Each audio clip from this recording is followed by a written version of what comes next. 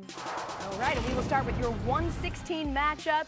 Top seed for Seattle 3, the Virginia Tech Hokies, who you've been caping for them for a while. When did I start talking about Virginia Tech being Months a sleeper ago, team? Being a sleeper team for a 1 seed, it was quite some time ago. They got the 2-time ACC Player of the Year, Elizabeth Kitley. Yes, they lost to Miami, they lost to Duke, but they avenged those losses in the ACC tournament run. They've won 11 in a row. They are hot, and Elizabeth Kitley. I'm going to get into Elizabeth Kitley a little bit later in the show with an actual breakdown, but let me just tell you, she is a bucket. That 1-foot fadeaway is extremely hard to guard. They've got the inside play, they've got the outside play. They space the floor for her to operate, and when she can't score, she finds her teammates to knock down threes. Very, very high on the Hokies right now. Virginia Tech gets their first ACC tournament championship in program history, and they get that 1 seed. They'll face 16-seeded Chattanooga Mocs, who in their first season under Sean Poppy are making their 16th tournament appearance, first 20-win season, lone tournament win coming back in 2004, so they are looking for a huge upset in the first round as they face the Hokies. In your 8-9 matchup in Seattle, we've got 8-seeded USC Trojans taking on number 9 South Dakota State Jackrabbits. As we take a peek, there we go. Hey, Drea, you're young. What is this? Why does everybody think I'm so young?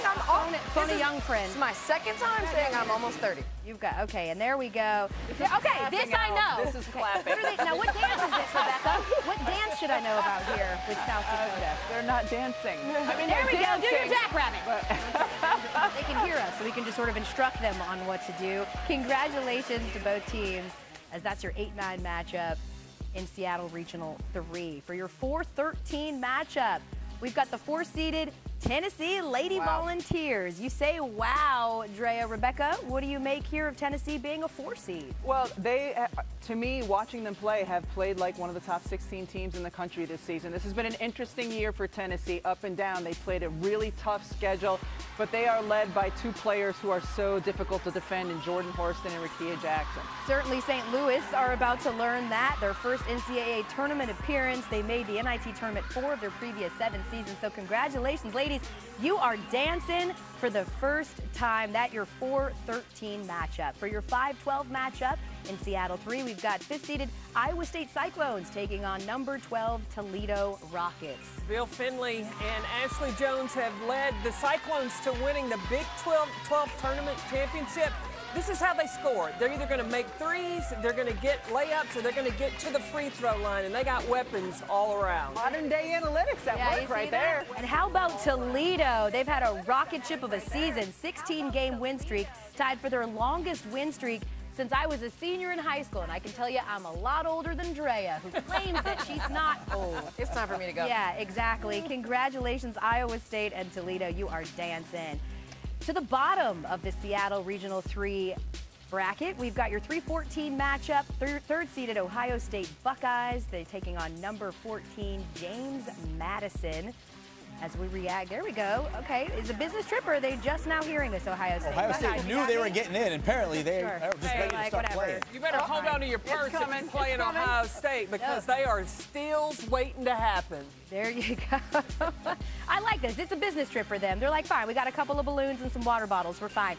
Locked in. It is their 27th NCAA tournament appearance, so certainly they are locked in. For your 6-11 matchup in the Seattle region, we've got the North Carolina Tar Heels taking on the winner of the Purdue Boilermakers or the St. John's Red Storm. I think North Carolina might be a little underseeded here. I had them a little higher in the bracket. I think they could do some damage. They're healthy. They weren't always healthy in February. They've got other pieces back. I think North Carolina is a potential, a little bit higher seed that could move on and do some damage. Certainly, you know about Purdue CP, as you see it in there. Up. Yeah, Let's boiler go.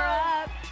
The first and only Big Ten national champion was Purdue back when you were there. They're back in the tournament for the first time since 2017. And St. John's, you see them there, first 20-win seasons since 2016. Congratulations. Oh, did you see the Dougie? I know you know the Dougie. We had a Dougie. There You know we I know go. the Dougie. There we That's go. right up my alley. I'm so old, it's called the Douglas. Oh, wow. Oh, no. Oh, boy, here we Charlie, go. no. All right, as we move right along, saved by the reveal. Your 2-15 matchup in Seattle 3, the 2-seeded Yukon Huskies will face the 15-seeded Vermont Catamounts. UConn's a 2?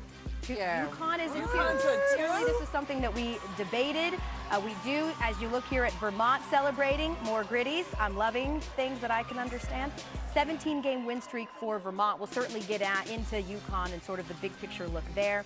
As we continue to reveal the Seattle regional bracket, we've got our 7-10 matchup next. The 7-seeded Baylor Bears will take on the 10-seeded Alabama Crimson Tide.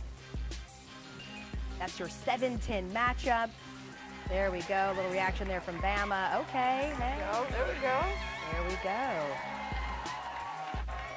So congratulations to Baylor and Alabama. Who's getting the final 1 seed? Something that we